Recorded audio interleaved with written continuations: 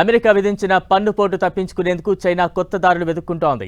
Trump విధించిన భారీ పన్నుకు పోటీగా తాము పన్ను విధించిన తమ దేశంలో ఆర్థిక సంక్షోభాన్ని తప్పించలేని పరిస్థితి చైనాది.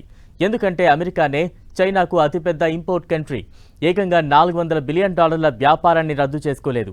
అలాగని భారీ పన్నులతో బిజినెస్ను చేయలేదు. అందుకే అంత వ్యాపారాన్ని భర్తీ చేసుకునేందుకు ప్లాన్ ఈ అమలు చేసుకుంటోంది. అయినా సరే అది కూడా వర్కౌట్ అవుతుందో లేదో తెలియని పరిస్థితి. ఇందుకీ చైనా వేసిన ప్లాన్ ఈ ఏంటి? Watch the story.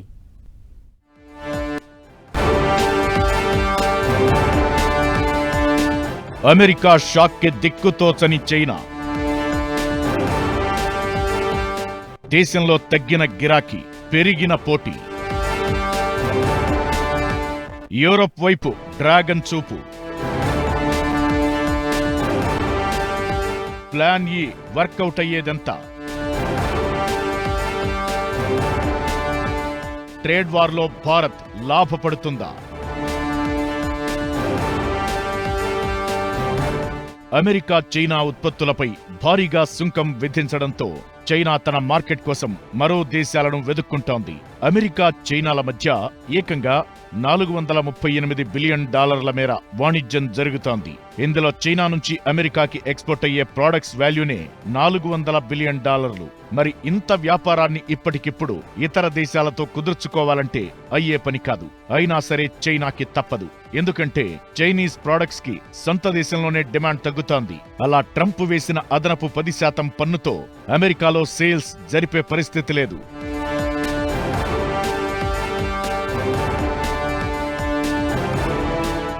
అందుకే చైనా ప్లాన్ ఈ అమలు చేస్తోంది.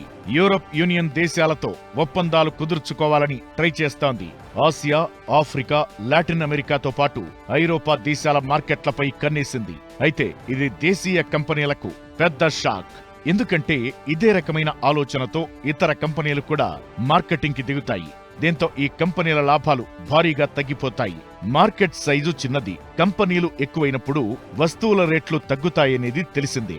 ఇదొక్కటే కాదు, ఏ మార్కెట్ కోసమైతే చైనా కొత్త వ్యూహం అమలు చేయబోతోందో అది కూడా అంత ఈజీగా జరిగేది కాదు.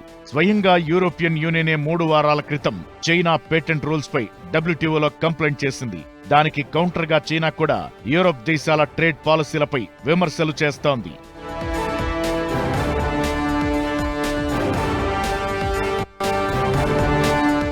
ఉత్పత్తి పరంగా అతిపెద్ద మార్కెట్ చైనాదైతే వినియోగం పరంగా అతిపెద్ద దేశం అమెరికా. ఈ రెండింటినీ ఏ దేశం కూడా ఆల్టర్నేటివ్ కాలేదు. అందుకే ఈ 2 దేశాల టారిఫ్ వార్ ఇతర దేశాలపై పడుతుంది.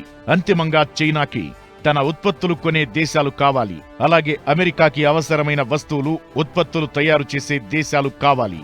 చైనా వరకు చూస్తే చైనా కంపెనీలు ఆసియా, యూరోప్ లో తమ కంపెనీలకు సంబంధించి పబ్లిసిటీ కోసం 30 నుంచి 40% ఇన్వెస్ట్మెంట్ పెంచబోతున్నాయి. ఇంత చేసినా సరే గతంలోలా మార్కెట్ ఉండదు. కాబట్టి రాబోయే రోజుల్లో చైనాలో ఉద్యోగాల తొలగింపు, శాలరీ కట్స్ ఉంటాయంటున్నారు.